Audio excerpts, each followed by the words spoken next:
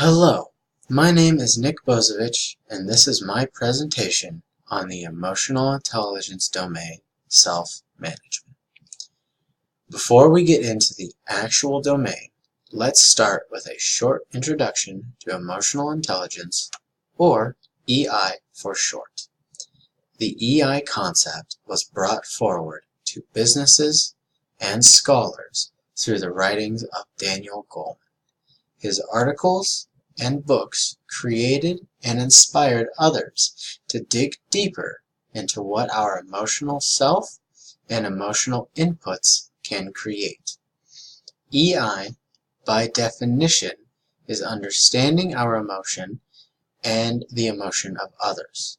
With these emotions and understandings, the workplace can be made to be less constrictive and more enjoyable for all. Digging deeper into the subject and honing in on the actual domain in question is this short introduction to self-management. This domain pulls from the domain of self-awareness. Without self-awareness, the ability to manage the emotions felt would be impossible.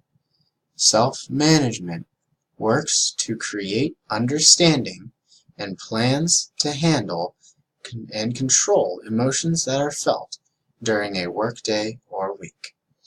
Keeping the negative emotions in check allows for the workplace to thrive and work to be done efficiently.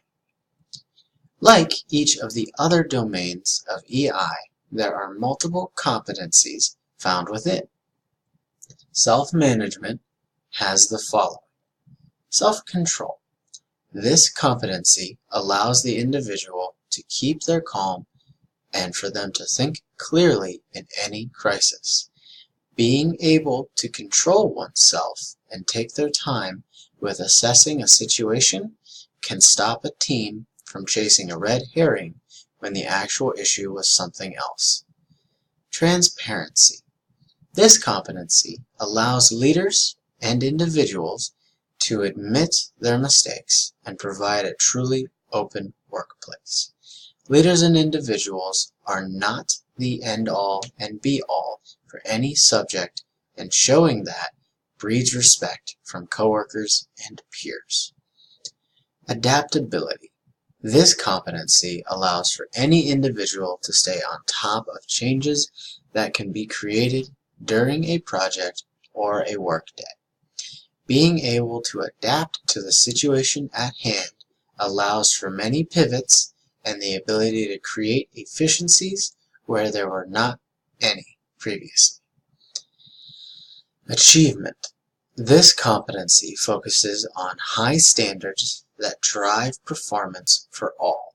If the standards are set too low, then only subpar work will be created and failures will be eventual.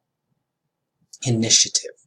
This competency has a focus on finding and creating opportunities, not just for the individual, but for others as well. If opportunities are not sought out, then work could be made harder and harder till one experiences burnout. Optimism. This final competency allows the individual to focus on the good in life. Life isn't always good, and work is a good example of this. But if a person were to sit in the negative, then all of their other aspects will become negative. Self-management is needed every day of work and life. If there was no self-management, people would react solely based on impulse, and this could lead to many HR teaching moments and complaints. Leaders, individuals, and others cannot afford to lose control of their emotions, especially at crucial times during meetings, phone calls, or interviews. From Burke and Barron 2014, 3 steps to improve your self-management is to identify what you are feeling and assess what that feeling is correctly. Determine why you are feeling this emotion and if it is within your control to change this emotion. Finally, take a break and remove yourself from the chain.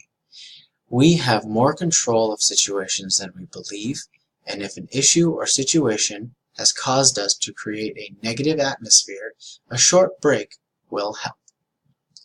Thank you for watching my presentation, and I look forward to reading your comments and answering your questions.